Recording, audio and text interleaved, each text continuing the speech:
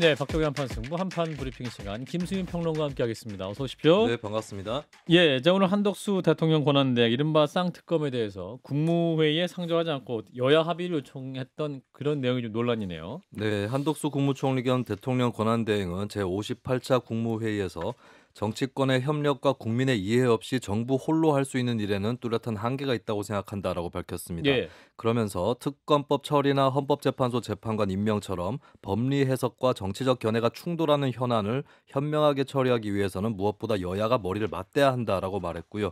또 우원식 국회의장을 중심으로 우리 국회가 헌법과 법률에 부합하는 해법을 마련해 주실 것을 간절히 기대한다라고 밝혔습니다.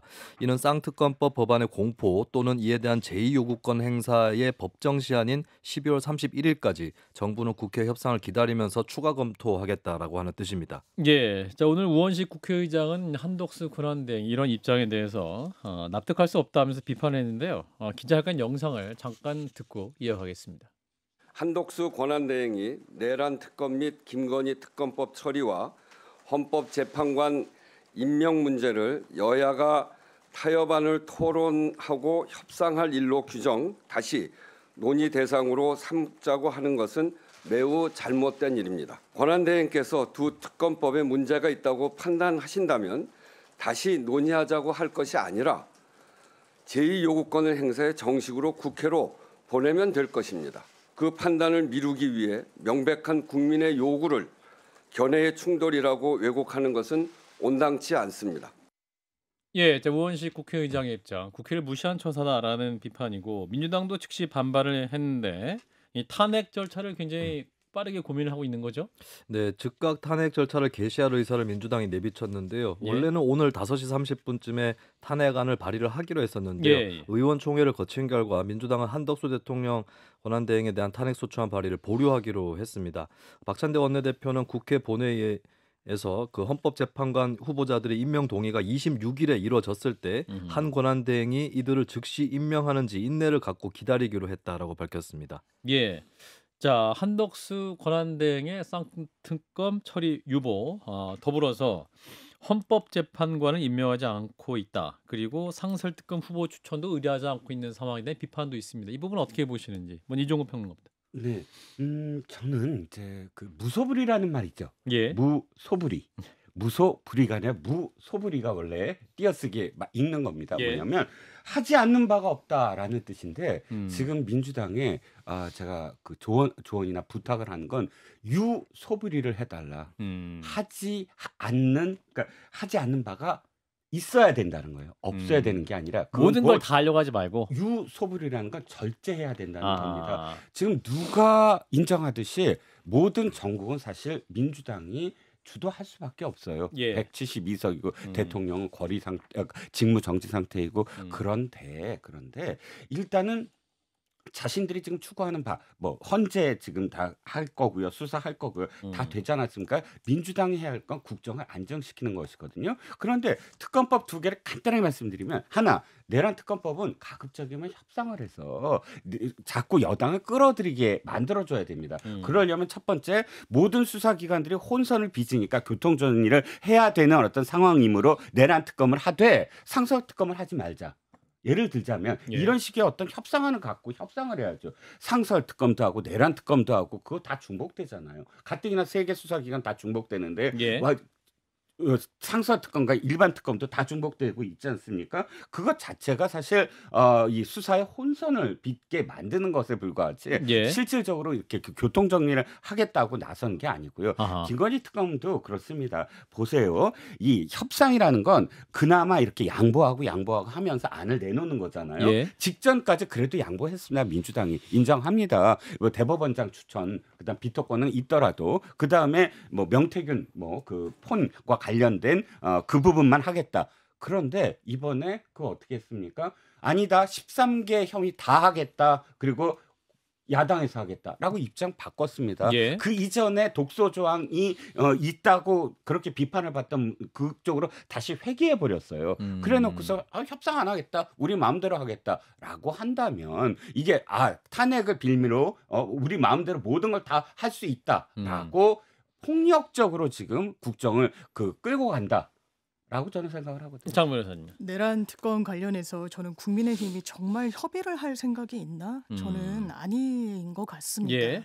왜냐하면 이를테면 이런 거예요. 가짜 뉴스를 뭐 걸러내겠다고 그럽니다. 개헌과 관련해서. 그래서 장갑차가 안 왔는데 장갑차를 했다라고 언론에서 이야기하고 시민들이 이야기한다. 알고 봤더니 뭐 소형 전차라고 하나요? 뭐 이런 부분이 정확한 거다. 예. 지금 이 당이 이러고 있어요. 김건희 여사 특검은 어떻게 합니까? 이게 수사를 안 하는 게 정의인가요? 모르겠습니다. 독소 조항 있다고 하는데 논의에 그러면 한 번이라도 제대로 진정성을 갖고 참여한 적이 있습니까? 전 한동훈 대표가 대법원장 뭐 추천 이야기했을 때 민주당에서 못 받는다는 거였죠. 그렇지만 그걸 양보해내고 그건 안 하겠다는 거예요. 지금 국민의힘은 내란 특검도 못 하겠다는 거고 전 김건희 특검은 더 안 하겠다는 걸로 보입니다. 이런 상황 속에서 한덕수 권한대행 시간을 벌어주고 있는 거예요. 윤석열 대통령한테. 국민을 보고 정치하는 게 아니라 정말 윤석열 대통령 개인을 군주로 삼는 그냥 충신의 역할에 충실할 뿐입니다. 왜냐하면 이건 다 궤변이에요. 제가 봤을 때는 한덕수 총리가 오늘 이야기한 거. 정말 문제가 있다고 생각하면요. 예. 여야 합의가 안 돼서 문제라고 생각한다면 거부권 행사하면 되는 겁니다. 이를테면. 근데 왜 시간을 질질 끌면서 수사도 지체되게 되고 지금 평론가님 짚어주신 대로 이게 수사 개시 권한과 관련한 문제가 법리적으로 상당히 좀 있어요. 그리고 나중에 문제될 수도 있고 그래서 수사와 관련해서는 일어나 해가지고 그 특검으로 갈 수밖에 없는 부분이 있는 겁니다. 예. 그런데 그것을 지체하고 그럼 무슨 오해를 받을까요?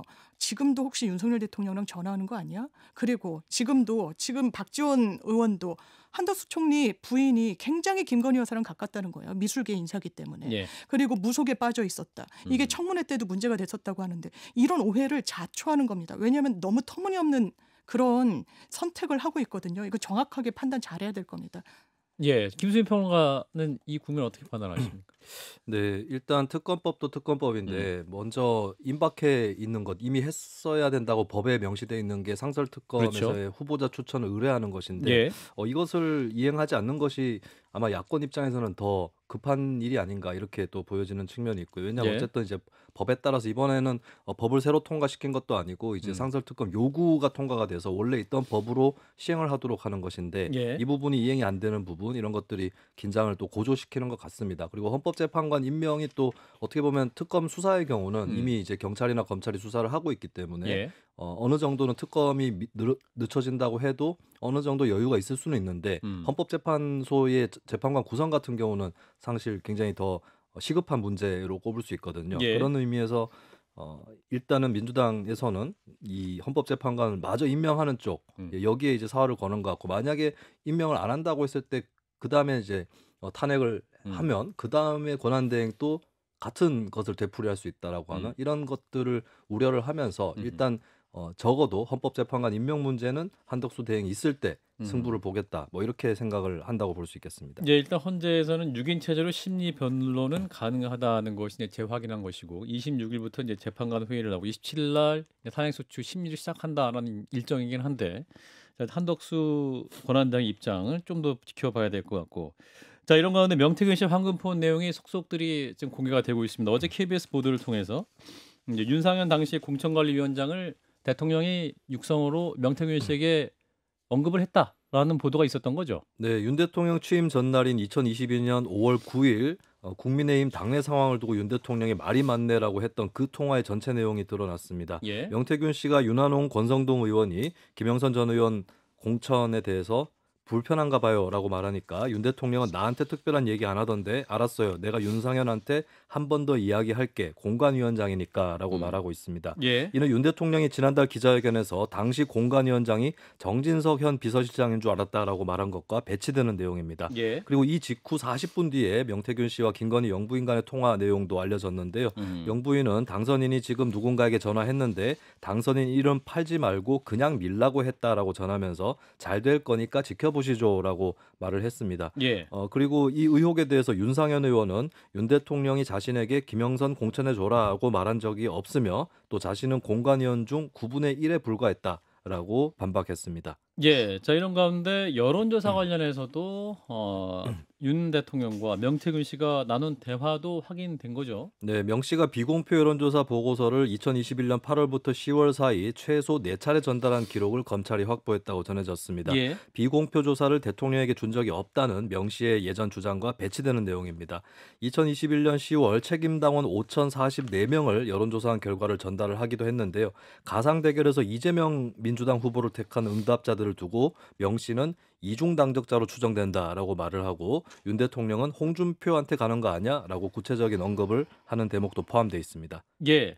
자 일단은 명태균 씨의 황금폰 그 3개 그리고 USB까지 이제 지금 창원지검이 확보를 한 것으로 알려지고 있는데 그 내용이 흘러나왔단 말이죠. 이거 어떻게 나온 겁니까? 검찰이 흘린 건가요?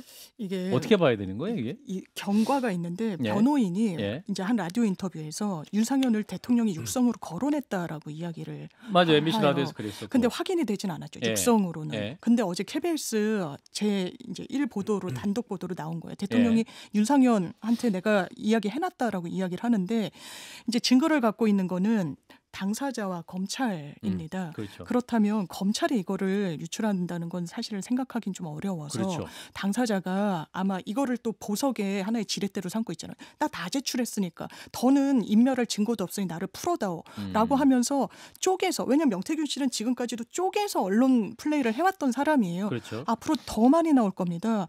이것만 해도 상당히 충격적인데 이거 감당할 수 없을 겁니다. 윤석열 대통령이. 이종훈 평론가님. 그렇지요. 지금 윤 대통령과 명태균 씨가 서로 어찌됐든 명태균 씨는 자기가 어떻게든 구속되지 않기 위해서 윤 대통령 입장에서는 자신이 이제 개입이 안 됐다라는 걸 보여주기 위해서 서로 어느 정도는 말을 맞춰왔는데 예. 그것이 사실이 아닌 것으로 확인이 되고 있고요. 예. 두 가지인데 하나는 그렇다고 해서 진짜 윤 대통령이 결정적인 어떤 계기를 마련했을까? 왜냐하면 그 다음날 바로 발표가 되잖아요. 예. 이게 지금 발표되기 하루 전날이고 또 그 한 10여일 전, 그러니까 한 4월 달쯤인가요? 이미 그 강혜경 씨, 그러니까 지금 김영선 의원의 전 의원의 예. 저 회계 책임자라고 하는 그 강 씨가 녹취록이라고 공개한 거에 따르면 예. 이준석 당시 대표가 명태균 씨를 통해서 명태균 씨가 이야기하는 바에 따르면 이준석 대표가 내가 다 공천할게 해준다. 대신 민주당 후보를 이기는 여론조사를 갖고 와라라고 했다. 초기 내용이죠. 예. 그런 내용들이 계속 있었거든요. 그러면 당시에 윤 대통령이 이것을 완전히 했다라고 결정적으로 어떤 영향력을 행사했다고 하기 전부터 예. 이준석 대표의 어떤 영향력이 있는 녹취록 등 이런 것들이 다 종합적으로 판단이 돼야지 예. 완전히 개입을 해서 바꿔버렸다라고 결정적으로 이야기할 수 있는가에 대해서는 아직 퀘스천 마크라는 겁니다. 여전히 퀘스천 마크세요? 네. 그건 장 변호사님은. 저는 윤석열 대통령이 정말 국민들한테 씻을 수 없는 죄를 지었다고 생각하는 건 이런 육성이 나온 거잖아요. 정확한 워딩을 이렇게 합니다. 내가 윤상현한테 한 번 더 이야기할게. 공관위원장이니까. 그런데 되게 명태균 씨 때문에 어려워진 국면에서 기자회견했잖아요. 그 되게 길게 막 예. 2시간 가까이. 예. 그때 자기는 공관위원장인지 몰랐다 그랬어요. 윤상현 씨가. 어떻게 그렇게 국민들 앞에서 거짓말을 할 수가 있습니까? 어떻게 이런 태도로 국정 운영을 해왔는지 도저히 믿기도 어렵고 예. 그리고 이 후속 보도를 보면요. 명태균이란 사람이 거의 대통령 부부를 갖고 놉니다. 그냥 이야기를 할 때 마누라 이야기에 쩔쩔맨다는 취지로 이야기를 하면서 시키는 대로 다 하고 지금 인선을 하는데 자기는 알지도 못한다라고 이야기를 해요. 예. 대통령은 정작 정치에 대해서 인사에 대해서. 근데 그래 보이는 거죠. 지금 녹취의 내용을 보고 하면요. 전 윤석열 대통령이 정말 좋지 않은 지도자라고 생각합니다만 지금 이 국면에도 계엄과 관련해서도 거짓말, 체포의 치읓도 이야기하지 않았다. 공관위원장 저는 누군지도 몰랐습니다. 뻔뻔스럽게 거짓말하는 이 태도 정말 국민들이 가만히 있지 않을 겁니다. 예. 김수인 평론가도 KBS 보도 내용 보셨었는데 어떻게 판단하셨는지? 네, 윤석열 대통령하고 명태균 씨가 통화를 한 직후에 김건희 영부인하고 통화한 부분도 좀 의미심장한 것 같은데 예. 뭐 대신 전해준 상황 설명이기는 하지만 당선인이 지금 누군가에게 전화했는데 당선인 이름 팔지 말고 그냥 밀라고 했다라고 그렇게 전했거든요. 예. 그게 사실이라고 한다면은 당선인 입장에서도 당시에 본인이 개입한다는 게 알려지면 곤란해진다. 이걸 인식을 하고 개입을 한 것이 아니냐. 이름 팔지 말아라. 그렇죠. 얘기했던 그렇게 거. 볼 수 있는 그런 정황이 있는 것 같고 예. 근데 이게 사실 대통령이 되기 전의 일이라서 음. 대통령으로서의 공천 개입에 해당하지는 않을 가능성이 높기는 한데 예. 중요한 거는 윤 대통령이 지금까지 여기에 대응해오는 태도 그렇죠. 그리고 어떤 소명 이런 것들이 더 문제를 키우는 아까도 말씀이 나왔지만은 정진석 실장이 그때 공관위원장인 줄 알았다라고 하는 이런 소명들이 더 문제를 더 키우는 것이 아닌가. 예, 정확하게 본인이 어느 정도로 관여를 했고 본인이 전적으로 뒤집은 게 아니다. 뭐 이런 식의 소명은 현재로서는 보이지 않았던 것 같습니다. 예. 자, 이어서 국민의힘 새 비대위원장 얘기를 해보겠습니다. 권영세 의원이 이제 인선이 됐는데 이게 이제 비대위원장 확정 지은 과정은 좀 남아 있는 거죠? 네, 그렇습니다. 국민의힘 의원총회에서 권성동 원내대표 겸 대표 권한대행은 권영세 비대위원장 후보를 국민께 보고드린다라고 밝혔습니다. 권 대행은 권 후보에 대해 수도권 5선 국회의원으로 실력과 통합의 리더십을 인정받아 정부와 당의 핵심 보직을 두루 역임했다라고 밝혔고요. 예. 권영세 후보는 검사 출신으로 2002년 정계 입문해서 서울 영등포을과 용산에서 총 5선을 지냈습니다. 박근혜 정부의 주중대사, 윤석열 정부 통일부 장관을 지냈고요. 국민의힘은 오는 26일 상임 전국위원회를 열어서 투표를 실시를 하고 예. 30일 오후에 비대위원장을 확정지을 예정입니다. 예. 자, 이제 아까도 이종근 평론가가 쌍권총 시대다 국민의힘은 이제 권성동 원내대표와 이제 권영세 비대위원장의 시대가 됐는데 그러면 이제 권성동 원내대표와 권영세 비대위원장 역할 분담도 있을 것 같은데 권영세 비대위원장 역할은 어떤 거를 맡게 될까요? 권영세 비대위원장과 권성동 그 원내대표는 사실 검찰 시절에도 가까웠던 사이고 두 기수 차이입니다. 딱. 그런가요? 그리고 두 사람 잘 알고 있고요. 근데 권영세 지금 신임 비대위원장은 특기가 기획이에요. 그러니까 우리가 보통 얘기하는 뭐랄까요 그 선거 과정에서 모든 어떤 상황들을 판단하고 홍보하고 하는 그 기획통이거든요. 예. 그렇기 때문에 아마도 권영세 비대위원장의 역할을 권성동 원내대표가 생각을 한다고 한다면 거의 지명을 했으니까 선거 국면까지도 바라보는 게 아니냐. 대선 선거 국면까지도 사실은 바라보는 게 아니냐. 권성동 원내대표가 사실상 그렇게 기획을 하거나 이쪽은 아니거든요. 그럼 전체적으로 봤을 때 그런 역할 분담을 생각을 하고 하지 않았을까. 만약에 나경원 후보를 했다 그러면 사실 나이도 어리고 사법고시도 자기보다 미치고 권성동 원내대표보다 비대위원장으로 해서 서로 뭐 충돌을 할 가능성이 훨씬 더 커 보이는 부분이 분명히 있고 하니까 예. 그러니까 그 수도권의 어떤 상징으로서 선거 국면 자체를 생각한 게 아닌가 싶은 거죠. 저는 권영세 의원을 뭐 개인적으로 이렇게 잘 알지 못합니다만 이렇게 대기실에서 뵙고 예. 제가 그때 출연하셨을 때 한판 승부에 예. 되게 좀 인상 깊었던 게 이제 국민의힘에서 사법부에 대해서 막 여러 이제 뭐 압박이랄까요, 뭐 네. 이런 부분을 했을 때 굉장히 부적절하다. 상권 분립의 어떤 견지에서는 그런 걸 이제 양당 모두 이제 지향하면 좋겠다라는 취지로 이야기를 하시고 예. 상당히 당내에서도 신망이 두터우시고 저는 개인적으로 민주당 지지자라고 하는 분들을 많이 뵙습니다만 네. 너무 국민의힘이 망가지거나 정말 재기도 못할 정도로까지 되는 건 이게 새는 정말 양날개로 나는 거 아니겠습니까? 그렇죠. 그러니까 어쨌든 당을 정말 잘 추스르셨으면 좋겠다는 생각이 들어요. 그리고 말씀 주신 대로 대선이 지금 4월에 치러질지 5월에 치러질지 최소는 한번 3, 4월 이야기도 나오니까요. 예. 아마 대선 관리 같은 이런 중책까지 이제 담당하시게 될 텐데 저는 변수는 이제 권성동 의원인 것 같습니다. 대단히 국민 눈높이와 맞지 않은 이런 행태를 저는 권영세 비대위원장이 좀 선배로서 잘 자제시켜 주시고 국민 눈높이로 국민의힘을 빨리 끌어당겨 주시기를 좀 개인적으로 바라봅니다. 예. 자, 이어서 노사원 전 정보사령관 얘기로 넘어가 보겠습니다. 자, 이분 이야기가 계속 나오는데 이제 구속 상태로 검찰에 넘겨진 거죠? 네, 경찰 국가수사본부 특별수사단은 노상원 전 정보사령관을 서울 서부경찰서에서 서울중앙지검으로 구속 송치했습니다. 오전 7시 21분쯤 서부경찰서 유치장 밖으로 나온 노 전 사령관은 비상계엄 당시 윤 대통령과 직접 소통했나 등의 취재진의 여러 질문을 받고 묵묵부답으로 일관을 했는데요. 예. 다만 NLL 북한 공격은 어떻게 유도하려 했나라는 질문에는 고개를 돌려서 취재진을 노려보는 모습도 보였습니다. 예. 경찰이 입수한 노 전 사령관의 수첩엔 주요 인물 체포 후 신병 처리 방안이 담겼고 사살이라는 표현도 포함됐다고 알려졌는데 있었는데요. 또 NLL에서 북의 공격을 유도라는 메모도 있었다고 합니다. 예. 한편 문화일보는 노상원 전 장관이 12월 3일을 계엄 날짜로 찍어 김용현 전 장관에게 건의했다라고 보도했습니다. 예. 자, 그러니까 지금 노상원 전 사령관이 이 무속 실제로 또 점집에서 활약도 했기 때문에 이 택일에도 깊숙이 관여를 했을 것이다. 뭐 이런 추측이 있는 상황이긴 하죠. 자, 이런 가운데 신원식 국방부 장관이 올해 3월에 당시 장관이었는데 김용현 전 장관과 다퉜다. 이런 사실도 알려졌네요. 네, 지난 3월 서울 한남동의 대통령 관저에서 윤석열 대통령은 당시 김용현 대통령 경호처장, 신원식 국방부 장관, 조태용 국가정보원장, 여인영 방첩 사령관 등과 만찬을 했다라고 알려졌습니다. 국방부 소식통은 SBS에 이 만찬에서 김용현 전 장관은 계엄 맹신론자가 돼 있었고 조태용 국정원장, 신원식 국방장관은 줄곧 반대했다고 증언을 했습니다. 예. 그러면서 이 만찬이 끝난 뒤에 국방장관 공관으로 옮긴 자리에서 신원식, 김용현 두 사람이 밤늦도록 고성을 주고받았다라고 밝혔는데요.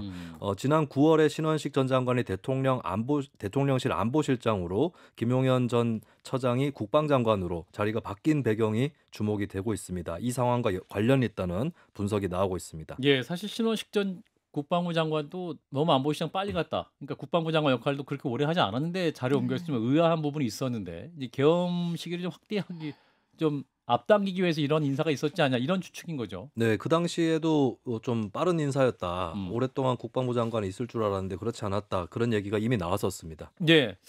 한 40초 남았는데요. 20초씩. 자, 현상은 어떤 부분을 좀 중점적으로 봐야 될지. 시기예요, 시기. 뭐냐면 시기. 언제 했느냐. 그러니까 지금 대통령이나 혹은 이건 최근에 지금 뭐 예산안이라든지 이런 걸 예로 드는데 그렇지 않고 3월달, 4월달, 뭐 바뀐 9월달 이런 월별로 보면 훨씬 전부터 뭐 이렇게 계획을 했었다라는 거거든요. 맞습니다. 굉장히 중요한 지점인 것 같아요. 총선 전에 이미 계엄 확신론자가 돼 있었다는 군 내부의 진술이 나오고 있는 겁니다. 이거 대통령이 또 거짓말했다는 거죠. 예산, 뭐 입법농단 이게 아니었다는 겁니다. 자기 확신 갖고 미리 3월부터 준비했었다는 정황이 나오는 거죠. 네, 한판 브리핑 김수민 평론가였고요. 이종건 평론가, 장윤 변호사 세 분 모두 고맙습니다. 감사합니다. 감사합니다.